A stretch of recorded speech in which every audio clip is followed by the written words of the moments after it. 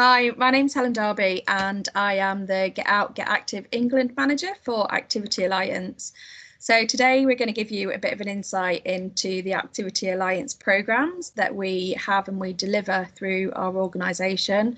And I'm going to cover the Get Out, Get Active programme, so GOGA for short.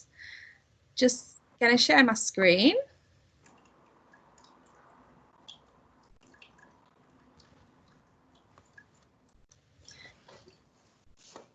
So the GOGA programme started back in 2016, so it's been running for quite a few years now, and it's a programme about supporting disabled and non-disabled people to be active together.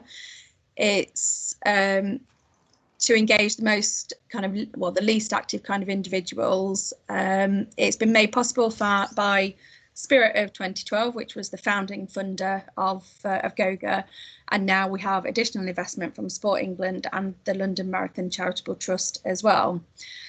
So like I said, all partners are focused on getting some of the UK's least active people moving through fun and inclusive activities.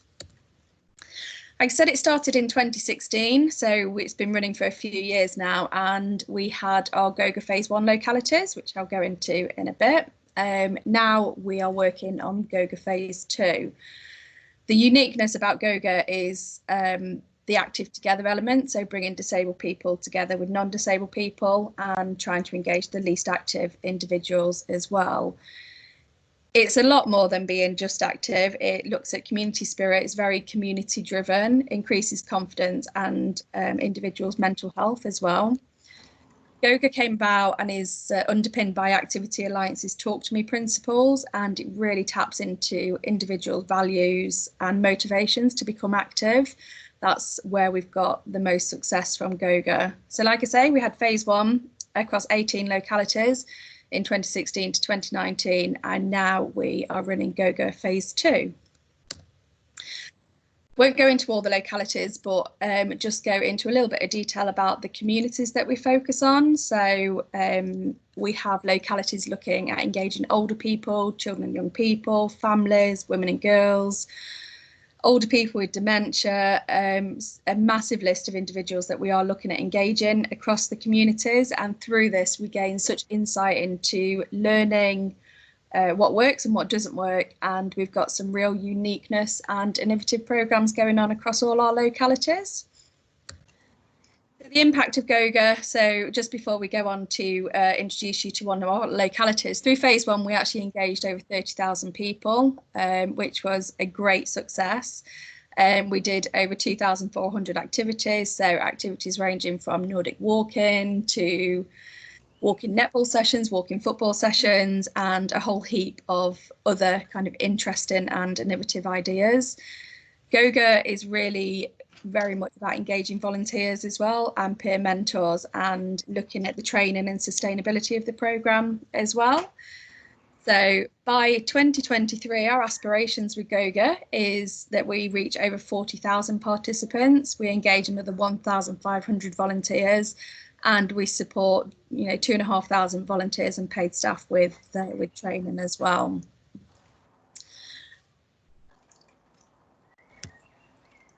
So what I'm going to do now is I'll give you a bit of an insight about what the Get Out, Get Active programme is, but to kind of hear a little bit more, I'm going to introduce Claudia, who is the GOGA coordinator for one of our localities in Nottingham.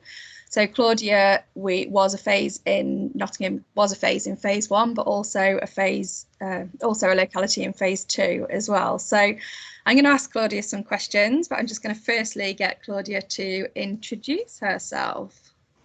Thank you.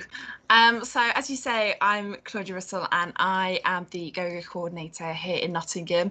So I work for Nottingham City Council in the sport and leisure team, and specifically in community sport. So as Helen mentioned, we were really fortunate to be one of the Phase 1 partners of GOGA from 2016 to 2019. And we've seen some fantastic learning and outcomes from the project, and we were really fortunate to be asked to continue again. So it's really exciting times in Nottingham, and it's interesting to be part of both phases. Brilliant, thank you, Claudia. So just to give a bit of an overview of some of the work and what kind of GOGAs gave you the licence to do in Nottingham. Could you tell us kind of what you are and what your organisation are doing differently as a result of GOGA? Yeah, so as I say, I work for Nottingham City Council in the Sport and Leisure Service, and GOGA came at a really good time for us as a service because we had a commitment to inclusive provision within the city. And actually what GOGA allowed us to do was to really ramp up that drive to be more inclusive, to engage more participants, both those with the least active and both those living with disabilities and long-term health conditions.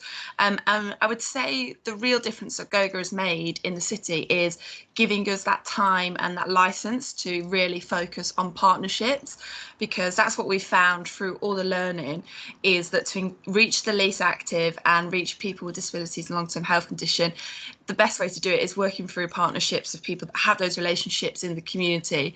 And sometimes as a local authority or as a traditional sports organisation, a lot of the focus is on hitting targets and hitting numbers and keeping leisure centres open, and all important priorities, but sometimes that can miss those people who aren't already engaged with more traditional services. So I would say that one of the things that GOGA has allowed us to do in Nottingham is take the time to build partnerships, and rather than going to our non-traditional partners, so whether that's a social housing organisation or a disabled person-led organisation, and say, this is what we want, how can you do it for us? It gives us the time to sit down with them, understand their priorities and their agenda, and create a shared agenda. So it's been fantastic to have that breathing space, really. Both Spirit of 2012 and Activity Alliance have been fantastic in saying to us, take risks, which is something we're not always used to doing in traditional sport and local authority. But actually having the time to try something and say, oh, that's great, I wouldn't have thought of doing that, it's worked really well, or to try something and say that really didn't work, and be honest about it and reevaluate why, and actually streamline the funding and the time into where it needs to be, has been really good. Brilliant, that sounds great. Give us an idea of some of the successes you've had then through GOGA in Nottingham. So I would definitely say, obviously, the people we've supported to be more active, undoubtedly that's one of our biggest successes. We've seen people who taking part in physical activity has had such a benefit, both on their physical health but on their mental well-being. When you sit and talk to some of the participants, they say that it might be the only social activity they engage with all week, or outside, seeing whether that's hospital staff or social housing, and they just love that human connection and physical activity. So that's been one of the main benefits. But I would say for us in Nottingham, a real focus has been on supporting people within the community, and that's both some of our participants who have become our fantastic volunteers and champions, some on a more formal role. So we've had some people that we have supported to gain qualifications and who are now, physical activity is their life and their livelihood, which is fantastic. And then we've had other people who maybe for one reason and another aren't looking for that formal route, but who actually have gained so much confidence and who are supporting more people in the community to be active and have made active changes in their lifestyle. So definitely say they're some of the biggest achievements. But I think for us, and particularly moving into phase 2, one of the things that would be the biggest successes is working with organisations and different structures within the city to have this commitment to reaching the least active and individuals with disabilities and long-term health conditions. And I think we've definitely seen that in Nottingham.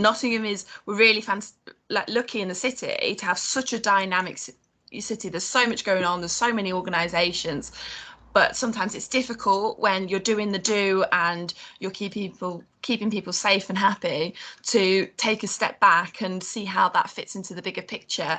And for us in GOGA, that's where some of the massive benefits has been linking organisations that might never speak to each other. So it might be a sight loss charity working with a local cycle provider, like we've had with my site and Ridewise, that has come through the GOGA programme, but is now not just a small GOGA product, it's now part of everything that they do. So for us moving forward, our ambition and our legacy is to build that into a more sustainable platform where that happens more organically within the city, and we've seen a real positive appetite for that. And in the current climate, actually, what it's done is shown the need for it even more, the need for that connectivity. And particularly over the last 3 months, we've had some of our partnerships that maybe were in that initial budding stage have been fast tracked and we're now at a completely different chapter that we are, but it's fantastic to see people working together, and I think that's something that GOGA has really been that glue for some of those organisations.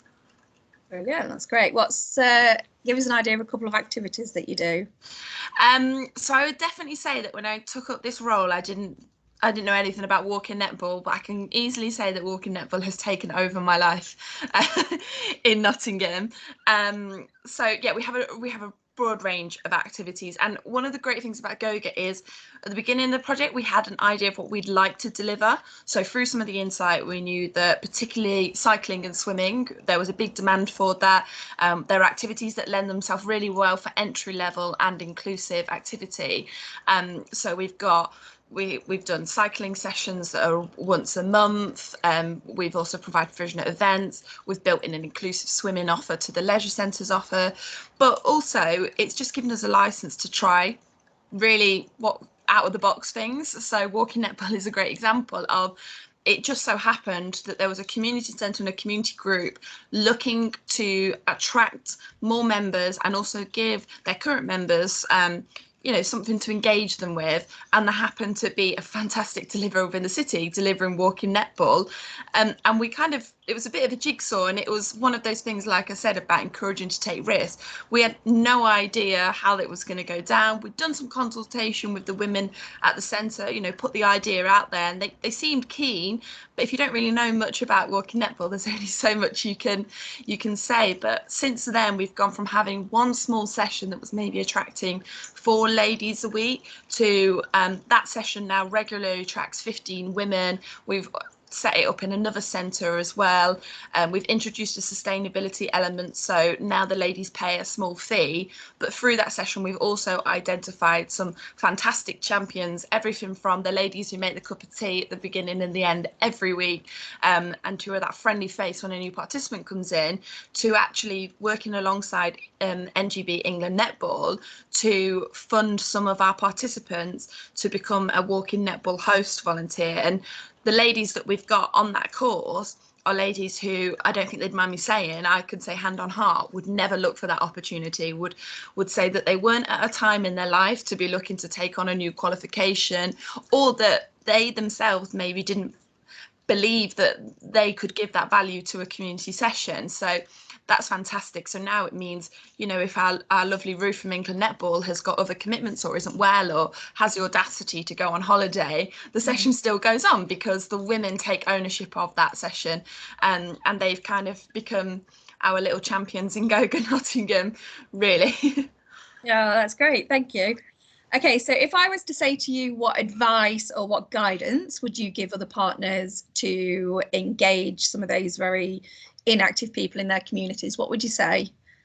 I would say that although it's a huge cliche, patience is a virtue, because I think particularly when it comes to projects, and you've got the KPIs and you've got your timeline, it's fantastic to, and we've had the plan, we want to engage this many people on this many dates, but particularly when you're embedded into communities, which is what GOGA is all about, like you mentioned, that community spirit. Sadly, sometimes life just gets in the way, and it could be something's come up, and so actually taking the time to properly understand what some of the barriers are, and actually even just taking the time to build relationships with people within the community, so whether that's the providers of physical activity themselves or whether that's local community leaders who often we find that in the communities we work in, they can sometimes feel a bit disenchanted from local authority or other traditional services.